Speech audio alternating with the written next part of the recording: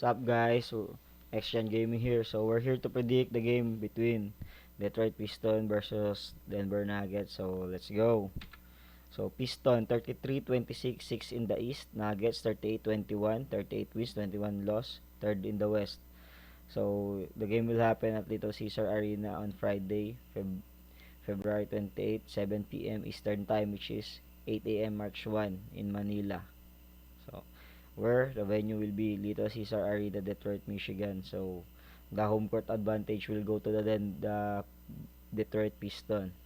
So let's go to the health and availability of the teams. So no, the spread muna. So ayan, Piston -2, Nuggets +2, over and under 237.5. So ayan, Piston.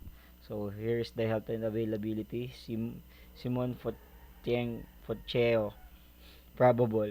Dennis Schroeder probable. Jaden Ivey out. So ayan. Tapos dito naman sa Nuggets, Darren Holmes out, Vlatko Kankar day to day, Peyton Watson out. So Peyton Watson is one of the key players of the Denver Nuggets. So I think the Detroit Pistons have the edge here when it comes to the health and availability. So pero may injured din naman sa kanila, si Jaden Ivey is also injured on the Pistons. So I think it's just balance, but I think Denver have the edge here. So the momentum, dito tayo tumitingin lagi. So the Denver Nuggets suffered a defeat in their last two games. So ayan, natalo sila sa Lakers, tapos kanina sa Milwaukee Bucks. Tapos the Nuggets have 8 wins and 2 losses in the past 10 games. Detroit Pistons last game was a 170-97 home win. Pistons have won 8 and lost 2 of their last 10 contests. The last head-to-head saw the Nuggets claim it 121 win over the Piston at Ball Arena. So as we can see, Nuggets have the edge when it comes to their matchup. So hindi ko na ilagay dyan na 9-1 sila kontra sa Piston. So my prediction will be Nuggets moneyline. So ayan. So naisip ko din pwede rin sa over. So over and under, over tayo 237.5.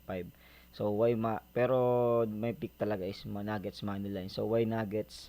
So Denver Nuggets have beat the Detroit Piston 9 times in 10 matchup. So for me, they still have the edge, while the Detroit Pistons have improved very drastically improved. So ayan, grabe in-improve ng Detroit Pistons. Pakiramdam ko may edge pa rin sa kanila yung Denver Nuggets kasi ayun, lagi sila nananalo. Pero ang laki nung addition ni Schroeder. Lalo kung hindi makakalaro si Dennis Schroeder. So may chance na hindi manalo yung Detroit Pistons. But for me, Denver Nuggets talaga. So Jokic will be very tough customer when it comes to offense. So ayun, tapos yung matchup naman, kaya naman yung matchup. So maganda yung matchup dito. Si Murray will be guarding Cade Cunningham. Jaden so Michael Porter will be guarding Beasley. So parang for me mas malalaki talaga yung Denver Nuggets, mas lamang sa matchups. So ang nakakalamang lang dito si Cade Cunningham, siguro mas malaki siya kay Murray. But pwede rin sila mag-switch.